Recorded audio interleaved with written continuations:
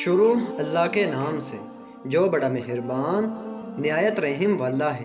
ایک عورت نے کہا، جیسے ہی اس نے اپنی گاڑی سیالکوٹ موٹر وے پر گجرانوالہ جانے کے لیے ڈالی تو ٹول پلازہ کراس کرنے کے 3 کلومیٹر بعد اس کی گاڑی ایک جگہ پر پیٹرول نہ ہونے کی وجہ سے بند ہونے لگی۔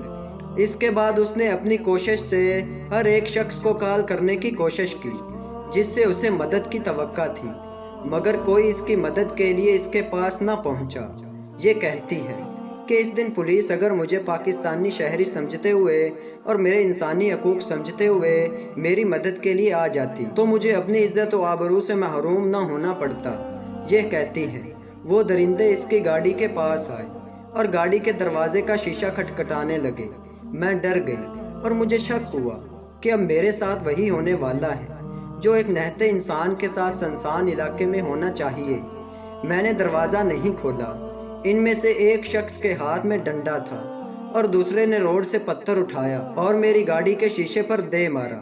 شیشہ ٹوٹ گیا اور یہ دروازہ کھول کر میرے بچوں کو اپنی طرف کھینچنے لگے۔ میں نے ان سے بہت ریکویسٹ کی، آپ کو کیا چاہیے؟ انہوں نے مجھ سے ہر وہ چیز لے لی جو انتہائی قیمتی ہونے کے ساتھ ساتھ اس وقت میرے لیے انتہائی اہم تھی۔ مجھے اور گاڑی کو ڈھونڈنے کے بعد یہ میرے بچوں کو اٹھا کر روڈ سے نیچے کھائی میں لے جانے لگے۔ میں نے ان سے کہا، بھائی کہاں جا رہے ہیں؟ میرے بچے میرے حوالے کرو۔ انہوں نے کہا، اگر اپنا اور اپنے بچوں کا بھلا چاہتی ہو تو ہمارے پیچھے چلی آؤ۔ میں مجبور اور لاچار عورت کیا کرتی، ان کی بات مان لی اور ان کے پیچھے چلی گئی۔ یہ مجھے کھائی سے آگے فصلوں میں لے گئے اور میرے ساتھ زبردستی کرنے کی کوشش کرنے لگے، جس کے لیے میں انہیں بار بار بھائی کہہ کر پکارتی رہی، مگر شاید ان کے لیے بہن اور بھائی کا رشتہ کسی اہمیت کا حامل نہیں۔